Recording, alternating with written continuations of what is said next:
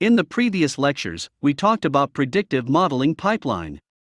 It involved multiple computational steps. In this lecture, we'll focus on performance evaluation and what are those different performance evaluation metrics. Predictive model is a function that map feature X to predict output target Y.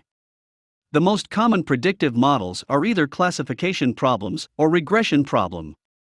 For classifications, the target variable Y is either binary or categorical. There are many performance metrics associated with classification problems, such as true positive rate, false positive rate, positive predictive values, F1 score, area under the ROC curve, and many, many more.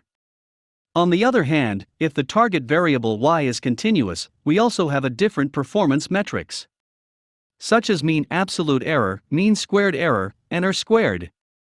In this lecture, we'll go through all those different performance metrics and explain the definitions and how they're related to each other.